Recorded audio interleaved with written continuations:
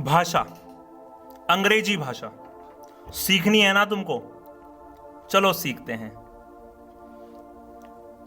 Dreams are not those which you see in night, dreams are those which don't let you sleep. So have you ever dreamed to learn a language through a song? I think no. Then let's live this dream together.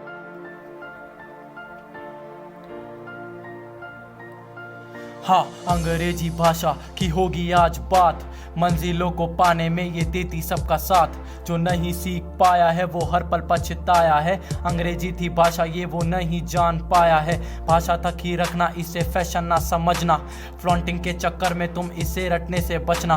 रटने की नहीं ये समझने की चीज़ है, डर नहीं मिटता क्योंकि कंफर्ट जोन में सीज है। अंग्रेजी सीखने के गलत बोए बीज हैं, कन्फ्यूजन ही कन्फ्यूजन में माइंड हुआ फ्रीज है। करना है क्लियर माइंड, रखो थोड़ा फियर साइड, सीख लो इस गाने से और कर लो अपना फ्यूचर ब्राइट। ज्यादा कुछ नहीं है, सच्चेमो की कहानी है, थोड़ी तुमको है आती थोड़ी मुझको सिखानी है। हाँ हाँ, मुझको सिखानी है। हाँ हाँ।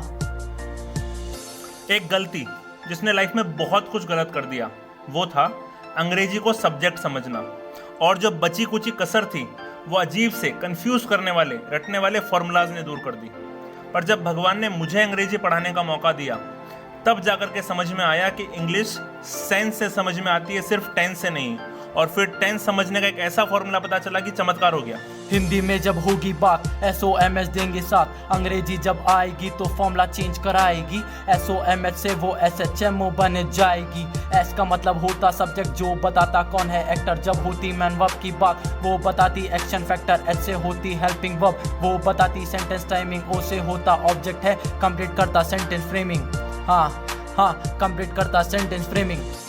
दुनिया के ज़्यादातर हिंदी सेंटेंस का सीक्वेंस SOMH होता है, और जब वो इंग्लिश में ट्रांसलेट होते हैं तो उनका सीक्वेंस SHMO हो जाता है। सबसे बड़ी गलती ज़्यादातर लोग या तो हेल्पिंग वर्ब में करते हैं या फिर मैन वर्ब की फॉर्म्स में, तो चलो उसे ही सीखते हैं।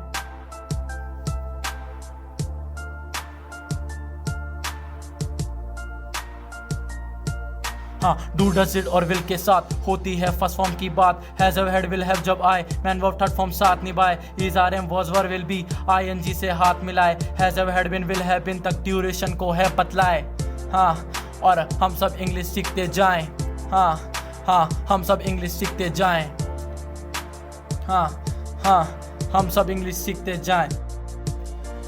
तो ऐसी भी फॉर्म्स होती है, हेल्पिंग वर्ब को वो खोती है, आते हैं जब ताहेती है फर्स्ट फॉर्म को लगाते हैं। होती जब आई की बात तो सेकंड फॉर्म काम आते हैं। हो गई अब मैन वर्ब की बात, हेल्पिंग वर्ब पर आते हैं। पॉजिटिव सेंटेंस रख लो साइड में, नेगेटिव पर जाते हैं। नेगेटिव में आते डू डज डजंट डोंट बन जाते हैं। सेकंड फॉर्म जब बने नेगेटिव डिड नॉट डिडंट कहलाते हैं।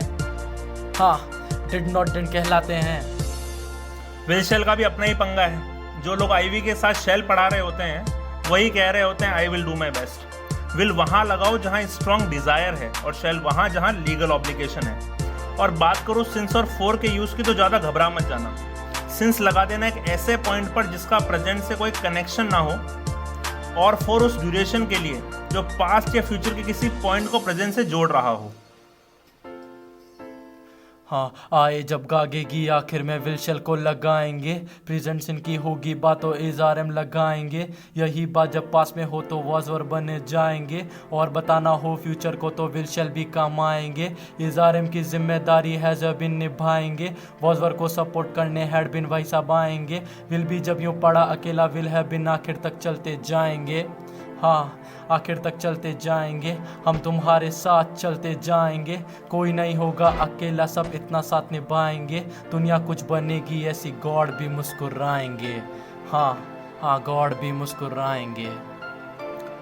कोई भी काम जब रिसेंट में हुआ हो तो हैज हैव के साथ थर्ड फॉर्म लगा दो, और किसी डेड सिचुएशन या डेड इंसान की बात करो तो हैड के साथ थर्ड फॉर्म लगा देना। लगे कभी फ्यूचर में कुछ हो गया होगा तो विल हैव को मत भूल जाना। देखो यार, ऐसा नहीं कहूँगा कि इससे आपको टेंस परफेक्टली समझ में आ जाएंगे। हाँ, लेकिन ये बात ज़रूर दिमाग में छप जाएगी कि टेंस कोई टेंशन नहीं है।